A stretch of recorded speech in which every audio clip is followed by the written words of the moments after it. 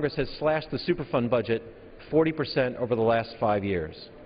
If we add more sites to the already... The House is not in order. Gentleman is correct.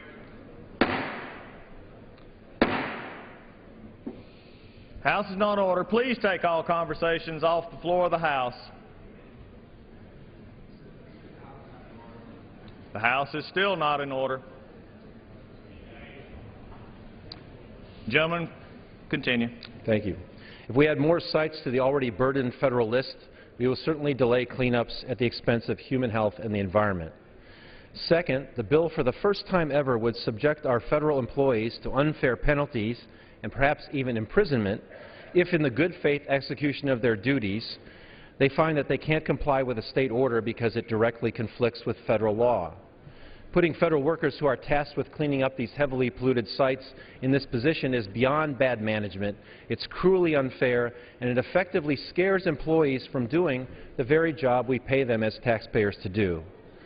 Finally, the Department of Defense has serious concerns with the bill, as it would make it difficult to clean up many of the nearly 10,000 Superfund sites on military bases. According to the military, the bill would waste money on unnecessary litigation instead of actual site cleanup. Just north of my district in San Diego, a part of Marine Corps Base Camp Pendleton is a Superfund site. 9 areas of soil and groundwater have been contaminated by pesticides, metals, herbicides, and more.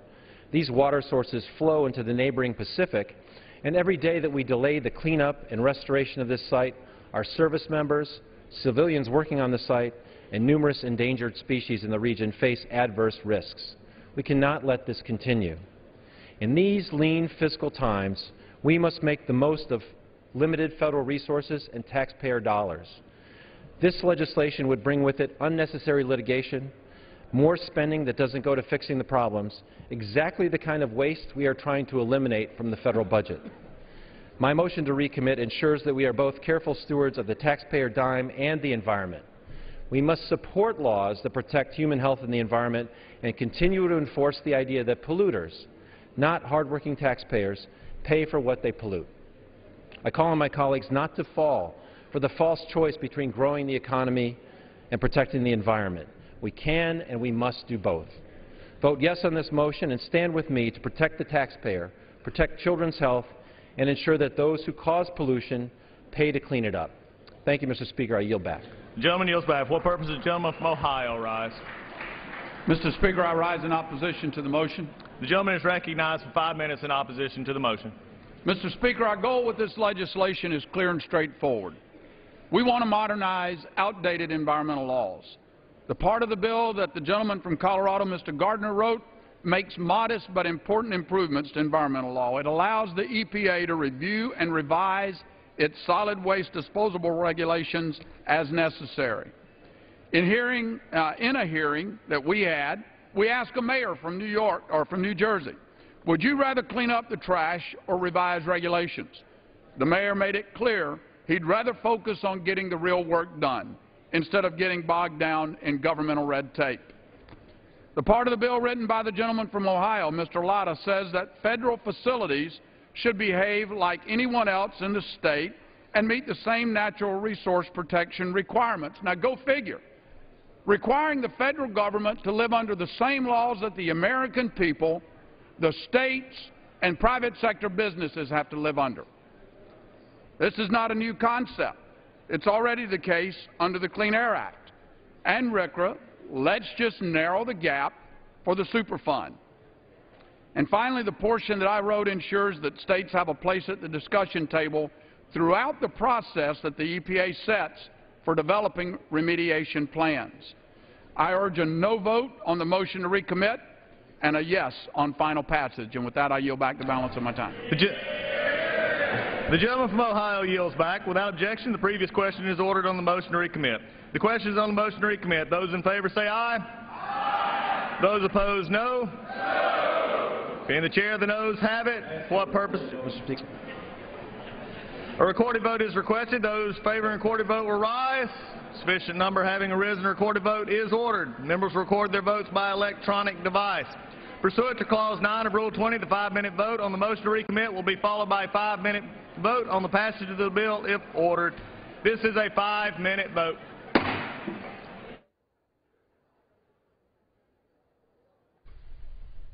This is the Democratic motion to recommit. It's the last chance to change the bill before final passage. This is a bill expanding the state's responsibility in cleaning up Superfund hazardous waste sites. Final passage vote, as you heard, would be next. And during this 5-minute vote, we'll take you back to some of the news conference today with New Jersey Governor Chris Christie. He had at that time was his concern that he expressed to fellow commissioners about internal Port Authority documents being leaked. And that just said that's just not appropriate for folks to be leaking internal documents. But he has no recollection, from what he told me yesterday, of any conversation like that with Wildstein or Baroni at all that references what the gist of what you said in the email. No other internal payback operations going on? Certainly not that I'm aware of, or not out of the normal. I mean, let's remember something too. This is a bi-state agency with significant tension all the time. Now, there's no tension between Governor Cuomo and I. We get along quite well, and when issues rise to our level, we've always been able to resolve them. But there is tension, and always has been, between New York and New Jersey on the allocation of resources at the Port Authority. And so, let me be clear, there's some battles over there that go on that have happened in every administration over the course of my memory.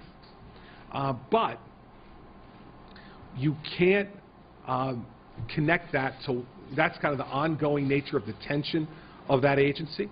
And I think of most bi-state agencies, although I think of the Port Authority of New York and New Jersey, because the resources are greater and the demands are greater, it's even more. So no, nothing that I know of that's specific to that, Josh, but I do want to make clear to people that, you know, there is tension that goes on between the employees of these agencies. Not every one of those issues of tension, thank goodness, are raised to my level and Governor Cuomo's level. But the good news for the people of New York and New Jersey is that when those issues have been raised in the last 3 years to my level and Governor Cuomo's level, we have always, between the two of us, amicably resolved it and been able to move on. And sometimes that's the roles governors have to play in that agency. Governor, yeah. two questions about your judgment. You said clearly that you have nothing to do with the actual implementation of what happened. So are you now questioning your own judgment about whether or not you could discern whether your nose was scandal, could discern whether or not putting out a series of cones to change a couple of lanes of traffic was actually a legitimate traffic study? Okay, let me answer that, and then I'll let you follow up. I don't know what makes a legitimate traffic study. It's not my area of expertise. And so I wouldn't have a nose for that. I just wouldn't. I don't know what makes a legitimate traffic study. I've been told that sometimes they're done live, sometimes they're done by computer model. I've heard that in the professionals who testified for the Port Authority. But you'd have to go to them to ask them what a legitimate traffic study is. I probably wouldn't know a traffic study if I tripped over it. So in this environment, it didn't raise a smell to you? No, it didn't. Second, he had follow-up. Go ahead.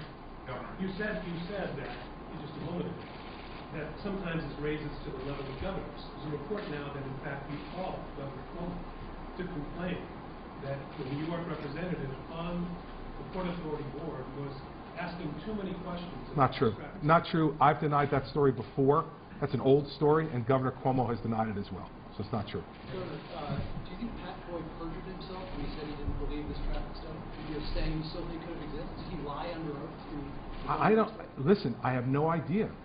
But clearly, you know, there's a difference of opinion between Senator Baroni and Pat Foy about the existence of a traffic study. And there seemed to me to be evidence that Senator Baroni showed of statistics and maps and other things about a traffic study. Now, this could go back to the nuance of what really constitutes a traffic study or not. And they may be arguing about some specifics and nuance that I'm not familiar with. But I certainly would not accuse Pat Foy of perjuring himself. I don't. I'm not. I'm just telling you what I was told and what we saw before the legislature. But, you know, I certainly wouldn't accuse Pat Foy of perjuring himself in any way. He was not under oath, right? And you still think everything he said was genuine and that he's not in any way... Listen, guess what? After reading everything yesterday, I don't know. But what I'm telling you is that that's what I've been told. He seemed to display evidence for that at the time. But that's now, because of the tone and tenor of these emails, and text messages. That's now, you know, all this stuff is something that I'm not going to warranty because I don't know, given some of this back and forth that went on between all of them. Senator Baroni's a very respected guy. He served in this building for a long time. I've known him for a long time. When he, you know, made his testimony, I would have no reason to believe that he wasn't telling the truth. But obviously, from reading these emails yesterday, there was other stuff going on that I hadn't been informed about. Bob? Why didn't you check back with Brownie before he testified? You never called him to see? I never called him personally, no, but Baroni's position continued to be that there was a traffic study. And he had a disagreement with Pat Foy about that.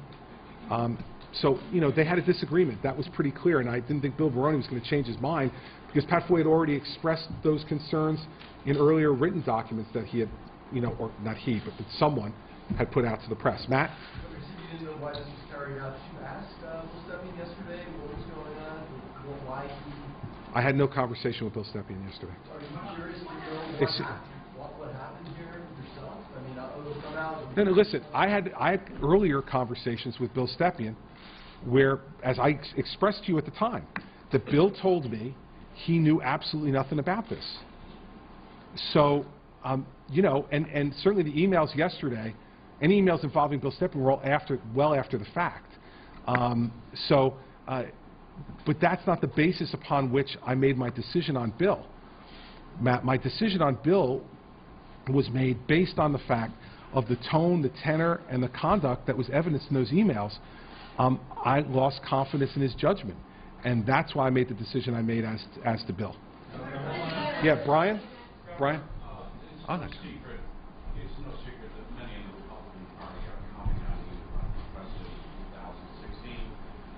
Do you see what has happened here playing into your decision-making process over the next year or two? I have no idea what the decision-making process would even look like at this point, as I've said many times before.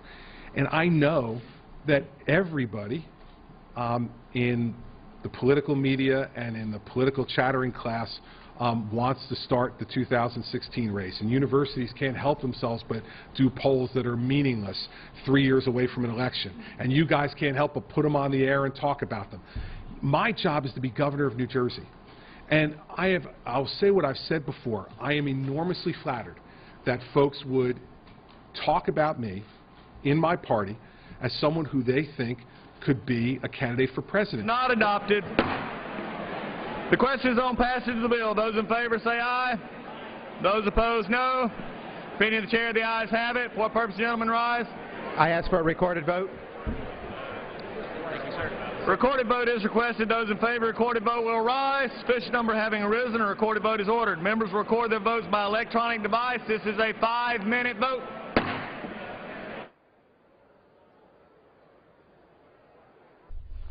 We want to let you know that the entire Chris Christie's speech today, the news conference rather, is available on our website, cspan.org.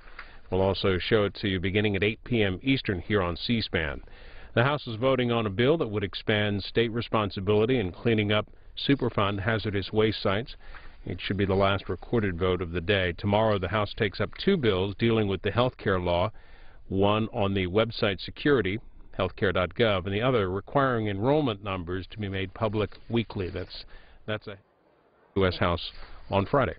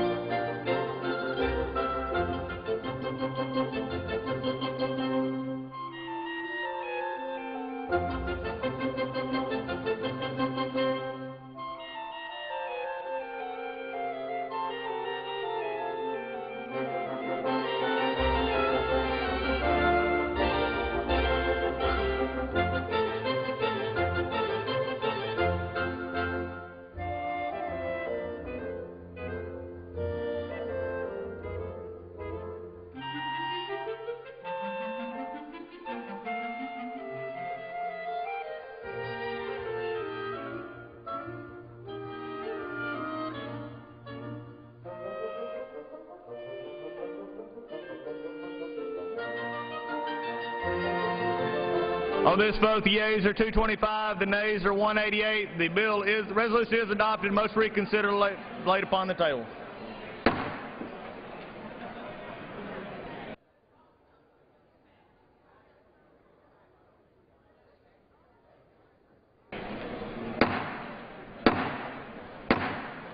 The House will come to order. No, don't throw that away. No.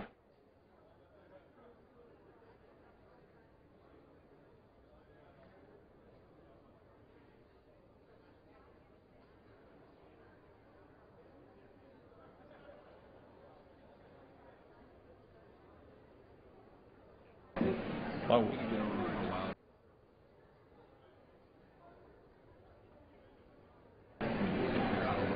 Are you coming up here? I think so. I'll do it.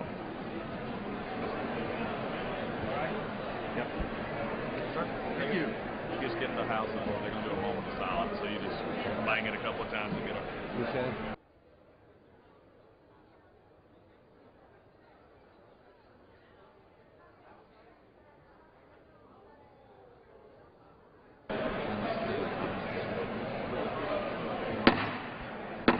The House will be in order. The House will be in order. Members will take their conversations off the floor.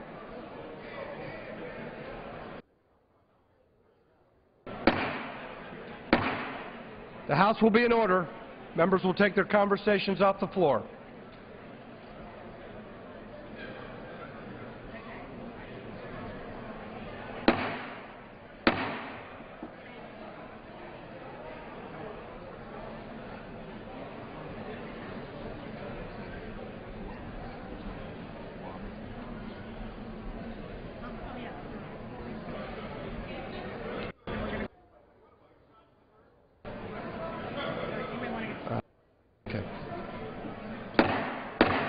The House will come to order. For what purpose does the gentlewoman from Guam seek recognition? For a former member. Without objection, the gentlewoman is recognized for 1 minute. I'd like to ask my colleagues to join me here as I deliver this eulogy for a former member of Congress. Mr. Speaker, I rise to pay tribute to the late Vicente Ben Garrido Blas, Guam's former congressman and a retired brigadier general in the United States Marine Corps. Ben passed away last night at the age of 85.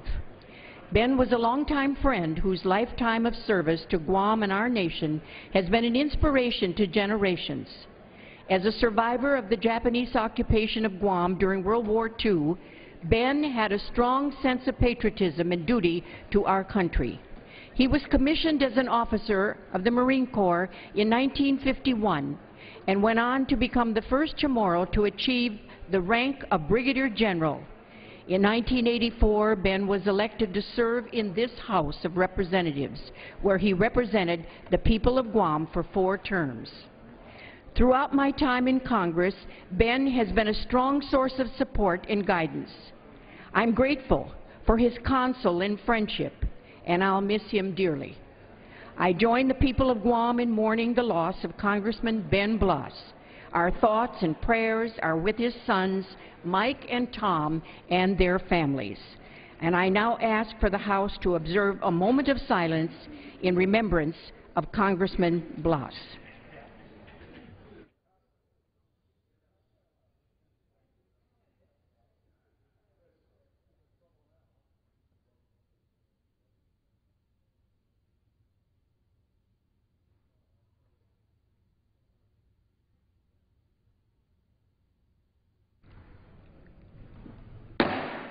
I thank my colleagues who have joined me here, Mr. Speaker, and I yield back. For what purpose does the gentlelady from Florida seek recognition? Speaker, I ask unanimous consent to address the House for 1 minute and revise and extend my remarks. Without objection. Thank you. Thank you, Mr. Speaker. I stand in strong opposition to attempts in the omnibus budget bill to restore any U.S. funding to UNESCO, a corrupt entity that is an extension of the anti-America, anti-Israel UN agenda. UNESCO is attempting to pull a bait-and-switch on the American public. It says that it will use our constituents' money on World Heritage sites in our districts, but what it really wants is to use the funds that it lost when it admitted Palestine to its club. UNESCO knew what would happen to it if it admitted Palestine, but the agency counted on this administration to give it the money anyway. And not only is money fungible, Mr. Speaker, but studies indicate that there is no guarantee that this designation of World Heritage Site is beneficial to the local economy. Taxpayer money for UNESCO is included in next week's omnibus budget bill. UNESCO must not receive a dime unless it reverses its decision on Palestine. I urge my colleagues to see through this, guys, and to continue to support American principles and U.S. law. I thank the Speaker for the time. For what purpose does the gentleman from Tennessee seek recognition? Without objection, the gentleman is recognized for 1 minute. Thank you, Mr. Speaker. There's been a lot of discussion recently about extending benefits to the unemployed, and it's critical we do that. But I'd like to talk about a group of 226 people who are in my district who have jobs but still can't come to work, perform those jobs, and get paid. They worked at the Kellogg plant in Memphis, making cereal like Corn Flakes and Frosted Flakes. But they've been locked out by Kellogg since October 22nd due to a national contract dispute. The company, with sales of $14 billion at last estimate, hopes to bring in so-called casual employees who would be paid less and work fewer hours and get fewer benefits than the steady middle-class jobs that the company offers now. I'm proud Kellogg's in my district, and I've toured their plant. But when I fly in and out of Memphis and drive up down Airways Boulevard, I go past the Kellogg plant, and I see those employees out each day, day and night, even in 10-degree weather earlier this week. Like the post office, they're out in rain, snow, or sleet. I see them on holidays, weekends, you name it, fighting for their rights, standing up for themselves. It's time to end this lockout, put those people back to work. Let's produce our cereal with good Memphis employees. Thank you, and I yield back the balance of my time. For what purpose does the gentleman from Texas seek recognition? I ask unanimous consent to address the House for 1 minute to revise and extend my remarks. Without objection, the gentleman is recognized. Mr. Speaker, the United States is gearing up for the next Super Bowl. Unfortunately, so are human sex traffickers. Super Bowl Sunday is not just the sporting event of the year, but it has become America's traveling human trafficking magnet. Exploiters roam the streets looking for prey. Last year, while the two teams battled it out on the field, a young trafficked girl prayed for her life while being sold for sex. These are women and children who have been taken as sex slaves, become sought-after entertainment on Super Bowl weekend. New Jersey's efforts toward eliminating this dastardly deed are to be commended. Hopefully they are successful in curbing modern-day slavery at the Super Bowl. But this crime ought not to be, not at a major sporting event, not in our neighborhoods. That is why Carolyn Maloney and I have introduced the Justice for Victims of Trafficking Act, which will go after the traffickers and the consumers of this slavery. We need to protect victims and prosecute the slave trafficking deviants. And that's just the way it is. I yield back. For what purpose does the gentleman from Florida seek recognition?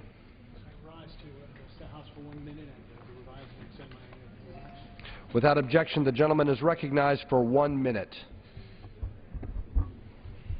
Mr. Speaker, our priority in Congress should be to find solutions to boost our economy and get people back to work. While we are still working to get our economy back on track, Americans need to be able to feed their families and support themselves.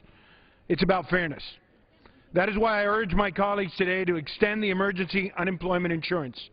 For every dollar spent on unemployment insurance, we generate $1.55 in new economic activity in its first year. which is why we create more jobs and will get Americans back to work.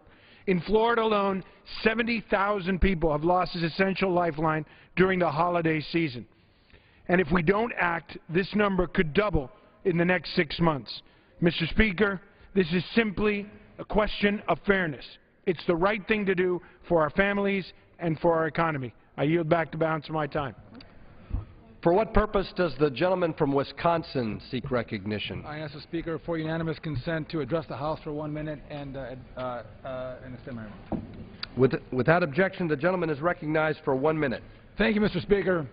I want to talk about Obamacare this afternoon and the fact that the President came out to the American people and said that healthcare.gov was going to work like Amazon and Kayak, websites where consumers are able to go, shop for products, and if they find a product that they like, then and only then do they have to put in their personal information, their date of birth, their credit card, their full name, their address.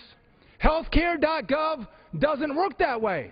Before Americans can shop for products on healthcare.gov, they have to put in all of their information, their address, their date of birth, their social security number into a website that isn't secure. I'm introducing the Browse Act to make sure that Americans have an opportunity to search the website, look at products, and only if they find a product that they like, only then do they have to put in their personal information. Healthcare.gov should work like the rest of the Internet and the marketplace. With that, I yield back. For what purpose does the gentlewoman from Illinois seek recognition? Without objection, the gentlewoman is recognized.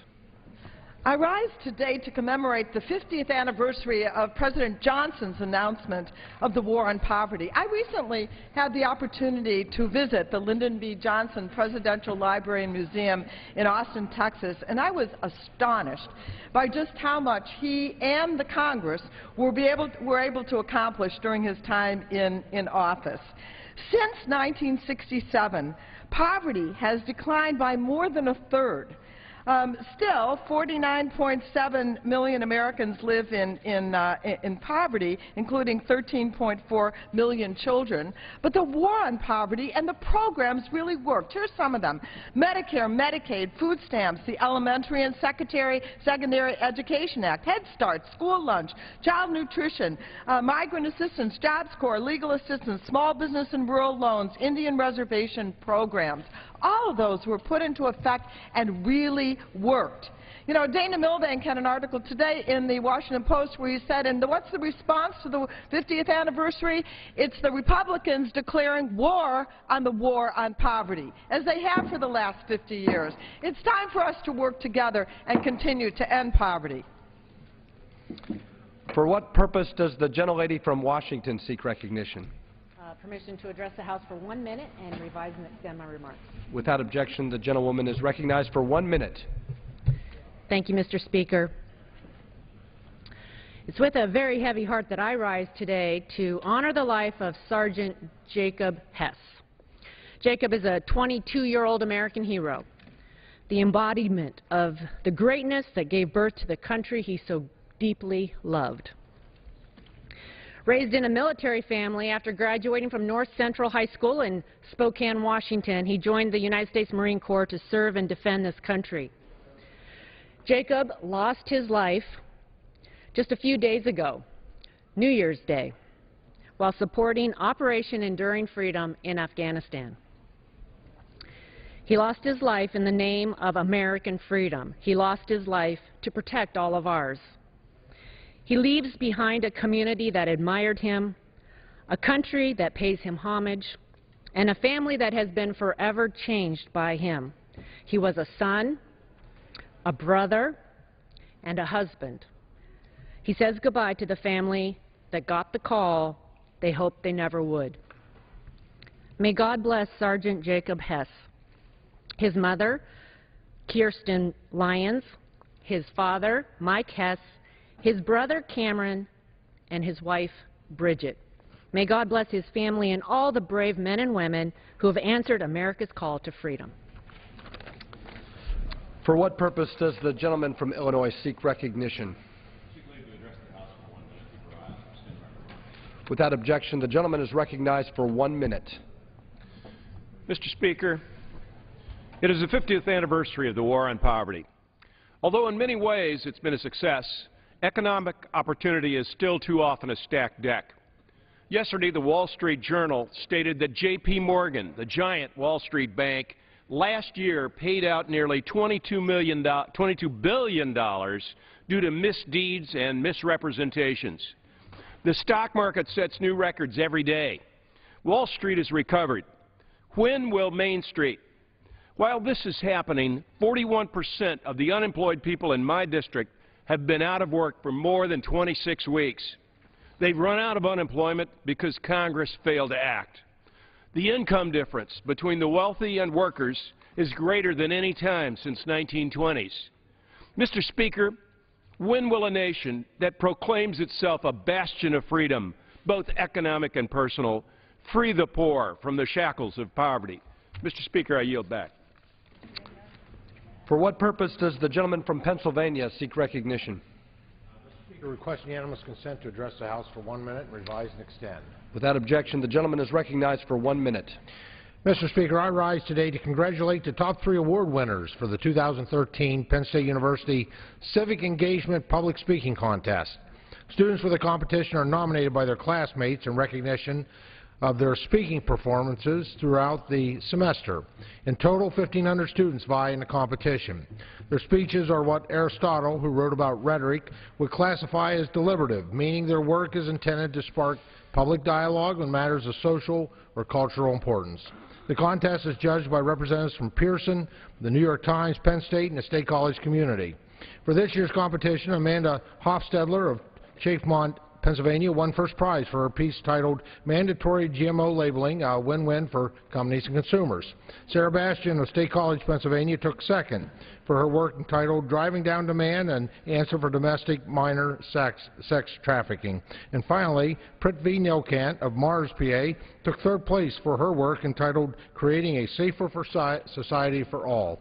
Mr. Speaker, I want to congratulate these winners along with all the competing students for not only their hard work but also for their creativity and for their passion for public engagement. Thank you, Mr. Speaker, and I yield back the balance of my time. For what purpose does the gentleman from South Carolina seek recognition? First permission to address the House for 1 minute. Without objection, the gentleman is recognized for 1 minute. Thank you, Mr. Speaker. Mr. Speaker, in 1964, when President Johnson declared war on this poverty, this, the richest nation in the world, had a poverty rate of 19%. By 1973, 9 years later, that rate had been brought down to 11%. We were definitely winning the war on poverty.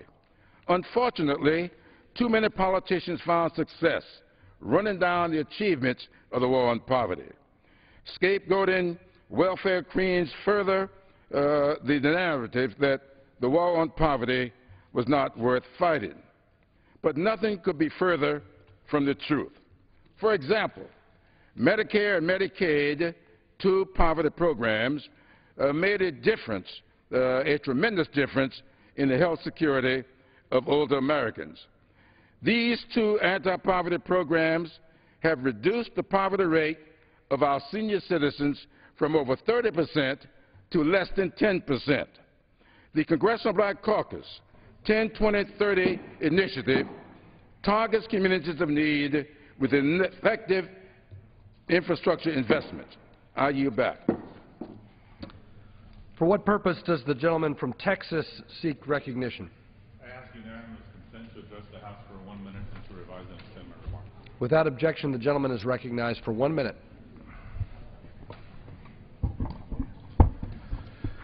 Thank you so much, Mr. Speaker. I couldn't let the first week in Congress go by without taking a moment to congratulate Grand Falls Royalty. Grand Falls Royalty is one of the smallest public schools in Texas with a student head count of about 27 kids. And they had 16 of those guys in uniform not so long ago to play in the state championship 6-man football game. And I'm proud to say that Grand Falls Royalty defeated Milford 73-28. Grand Falls Royalty made their first debut in a state playoff game. It was held in the home of the Dallas Cowboys, a $1.2 billion home of the Dallas Cowboys. And frankly, it was also called for the 13th time this season. It was called by the 45-point mercy rule. That meant the game ended with still 6 minutes and 28 seconds to play in the fourth quarter. Quite an accomplishment for a small school, one in West Texas that I'm very, very proud of. Congratulations to Grand Falls Royalty. Thank you, Mr. Speaker, and I yield back. For what purpose does the gentleman from Illinois seek recognition? Mr. Speaker, I ask unanimous consent to address the House for 1 minute, revise consent. Without objection, the gentleman is recognized for 1 minute. Thank you, Mr. Speaker. Mr. Speaker, the United States finds itself in a period of great uncertainty in the face of a new short-term deal with Iran. The fact that Iran has finally come to the negotiating table is only proof that sanctions are working. The strength of our sanctions has severely devalued Iran's currency, crippled its economy, and forced it to finally consider curbing its nuclear program. And while we are hopeful for a broader deal, it's imperative that the United States and the international community remain vigilant. A nuclear Iran is the most pressing national security threat not only for the United States, but also for our allies in the Middle East, especially Israel. As talks move forward, our security and the security of our allies in the region must remain our #1 priority. Thank you, and I yield back.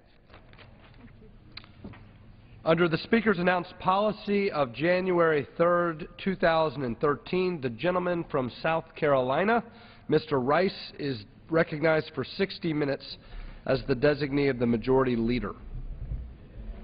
Thank you, Mr. Speaker. Before I begin, I ask unanimous consent that all members may have 5 legislative days in which to revise and extend their remarks and to include extraneous materials on the topic of my special order. Without objection, so ordered. Mr. Speaker, back last summer when the President unilaterally announced that he was going to not enforce the employer mandate under the Affordable Care Act, I was quite surprised. The next day there was a news article in the New York Times about it, and Democratic Senator Tom Harkin was quoted in the article. He was one of the architects of the Affordable Care Act, and he said, speaking of the President, this was the law. How can he do that? How can the President simply unilaterally choose to ignore the law? Our founders, Mr. Speaker, designed a system of government based upon a separation of powers. The legislative branch enacts the laws, and the executive branch, the President, enforces those laws. They did that to protect our very, very fragile freedom, and we cannot allow those separations to be eroded. One man who can both make the laws and enforce the laws is more a monarch than a president. Article 2, Section 3 of the Constitution requires in part that the President take care to faithfully execute the nation's laws. In 1792, when George Washington was faced with enforcing an unpopular whiskey tax, he wrote in a letter that it is my duty to see that these laws are executed. To permit them to be trampled upon with impunity would be repugnant to that duty. President Obama, on the other hand, has throughout his administration picked and chosen which laws or parts thereof he wishes to enforce. House Resolution 442 would require the House of Representatives to institute a lawsuit against the President to comply with this Article 2, Section 3 of the Constitution. It lists 4 specific examples where the President has either failed to enforce the laws or has gone beyond the laws as written. One is the one-year delay in the employer mandate under Obamacare, which I mentioned earlier. Another is the one-year extension of the substandard insurance policies, which by my definition is any insurance policy anybody would really want to buy. One is the waiving of the work requirements under the welfare laws, and one is the granting of deferred removal action to illegal aliens. Again, one man empowered to both enact the laws and enforce the laws is more a monarch than a president. This is not a Republican issue. This is not a Democrat issue. It's not a Tea Party action. This is not for messaging. H.R. 442 merely recognizes that no American, including the President, is above the law.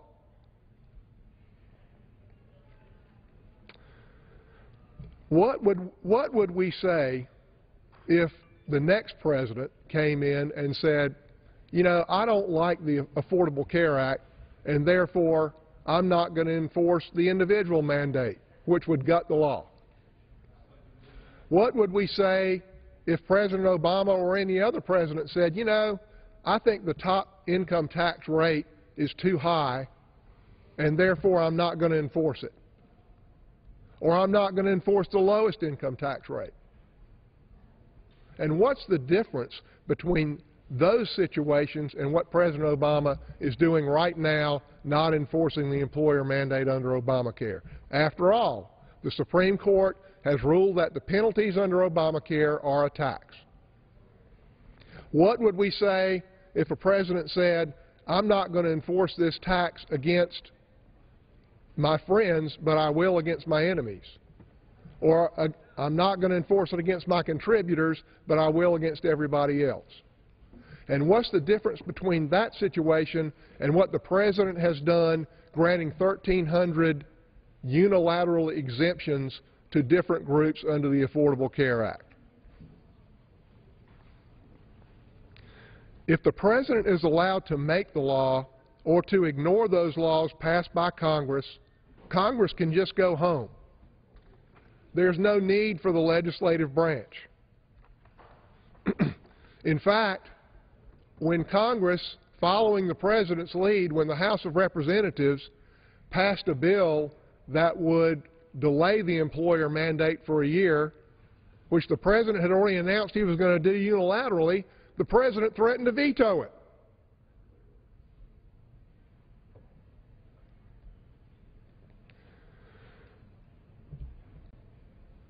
At this time, I would like to recognize Representative Martha Roby from Alabama for 3 minutes. Thank you so much to my colleague from South Carolina. I just want to tell you that as I travel throughout Alabama's 2nd District, the question I get over and over and over again is, what can we do about this executive overreach? So I rise, Mr. Speaker, today on behalf of the people of Alabama's 2nd Congressional District to lend my support to Mr. Rice's stop resolution, stop this overreaching presidency. And I appreciate so much the diligent and thorough work of my colleague on this resolution, and I am proud to sign on as a co-sponsor. In advancing this resolution, we are seeking to finally stop constitutional overreaches by the executive branch and restore the separation of powers by bringing legal action against the Obama administration to compel the judiciary to rein it in. This resolution directs a civil action on behalf of the House of Representatives in federal court in the District of Columbia, challenging 4 unilateral, as have already been explained, Obama administration actions that blatantly flout constitutional restraints on the executive branch. I'm going to mention them again. Specifically, these include the lifting of the Affordable Care Act mandated requirements on the type of insurance providers can offer, the one-year delay of the health care law's employer mandate, the adoption of a policy against deporting certain illegal immigrants counter to U.S. immigration and naturalization laws, and the decision to waive the welfare to work laws. Mr. Speaker, the Obama administration is certainly not the first administration to overstep its constitutional authority. I would say most presidents in recent history have pushed the limits of executive power.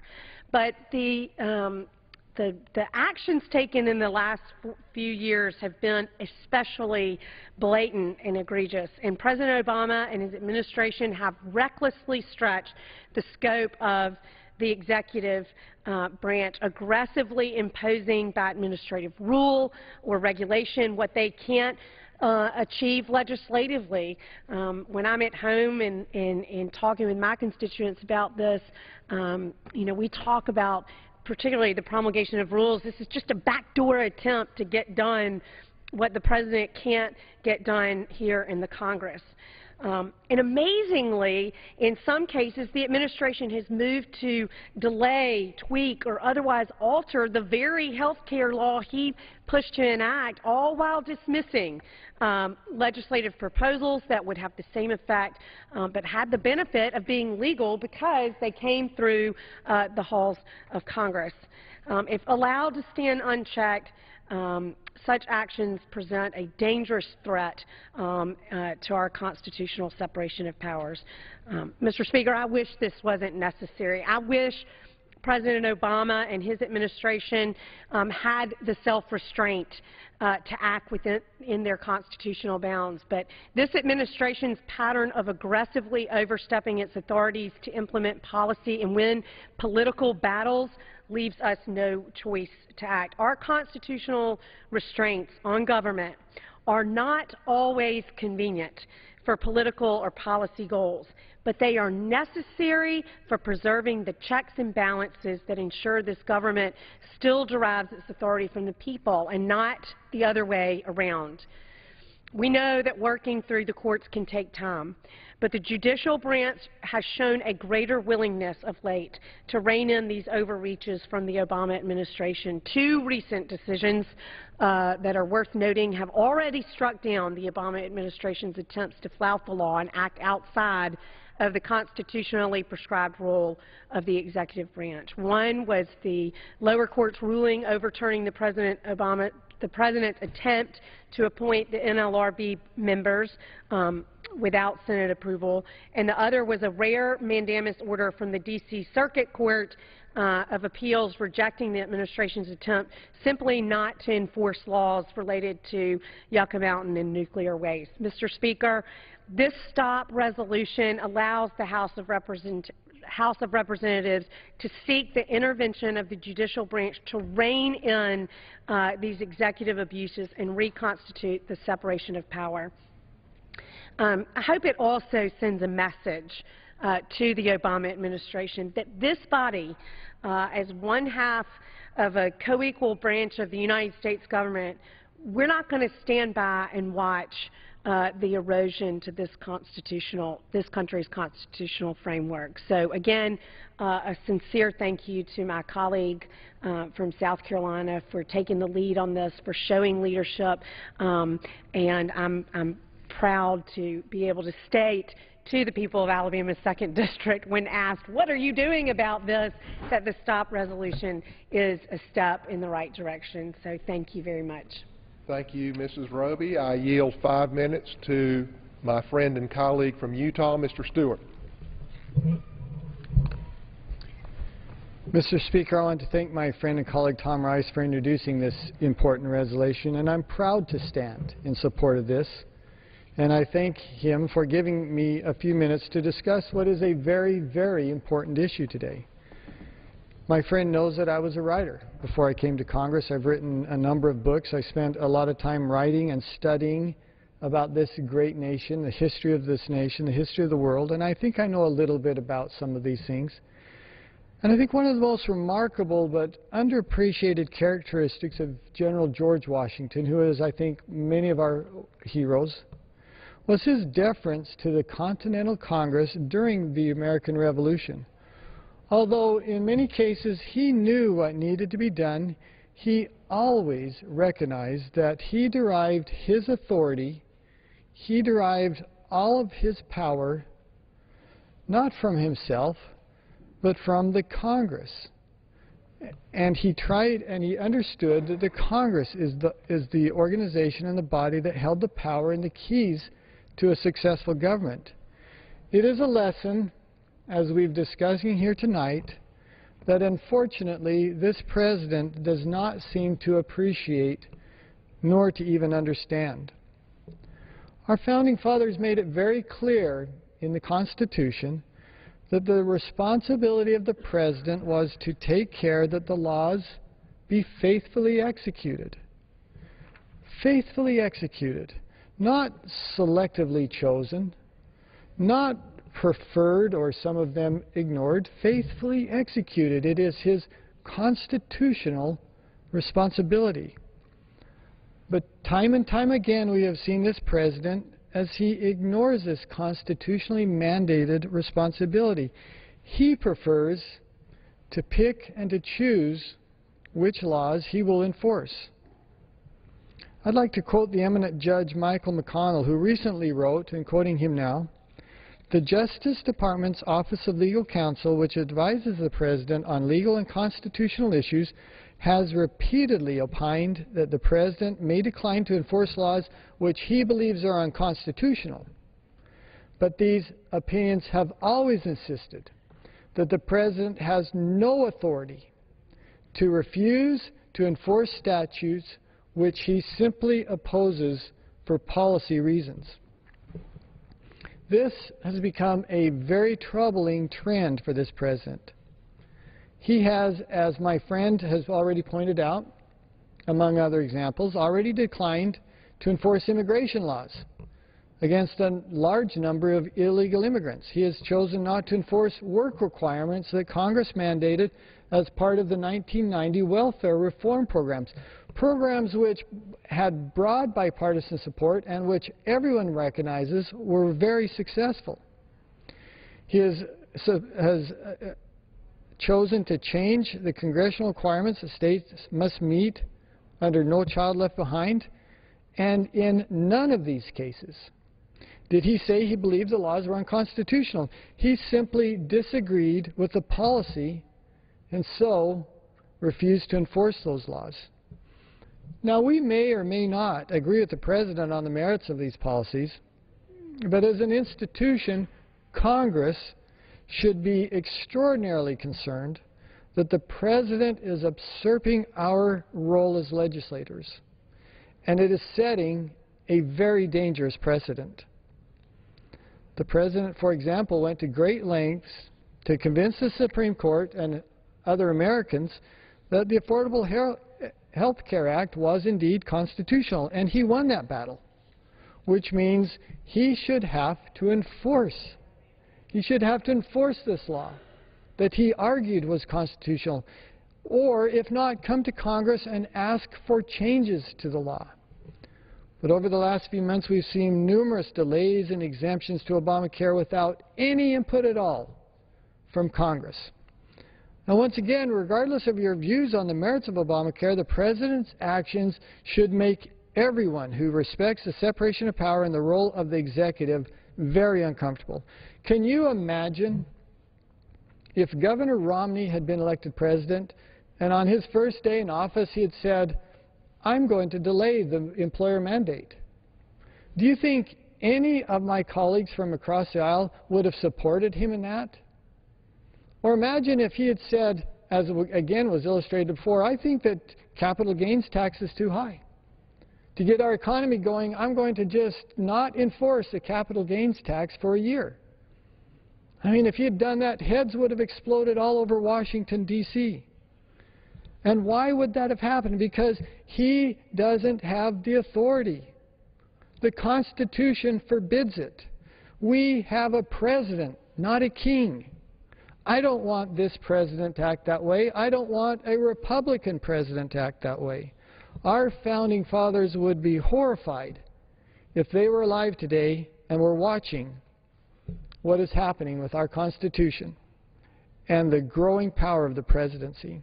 This is dangerous and it is demeaning to our democracy, and it simply must stop.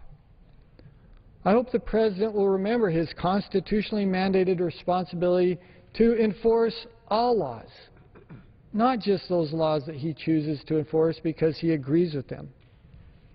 Mr. Rice, thank you, sir, for drawing attention to this very important issue. Thank you for giving me a few moments to share with you here on the floor of the Congress, and I yield back now my time. Thank you, Mr. Stewart. I yield so much time as he shall require to my friend from Georgia, Mr. Woodall. I thank my friend from South Carolina. I appreciate him making this time available. And truth be told, you know, this is a leadership hour, and so it tends to be Republicans down on the floor when it's a Republican leadership hour. It tends to be Democrats down on the floor when it's a Democrat leadership hour. But as my friend Mr. Stewart said so well, this is not a Republican problem. This is not a President Barack Obama problem. This is a we the people problem.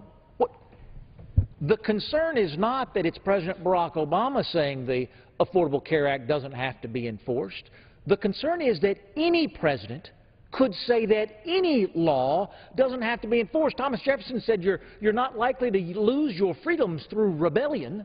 You're likely to lose them little by little by little by little. And that's why we all have to stand up together today. And I would ask my friend Mr. Rice, because Mr. Rice is a freshman from South Carolina. I've only been here 2 terms myself. I think about some of the giants of this institution, not just the House, but the Senate as well. I think about one of my favorite Democratic senators, Robert Byrd from West Virginia, a champion of Article 1 of the Constitution. He was a Democrat second.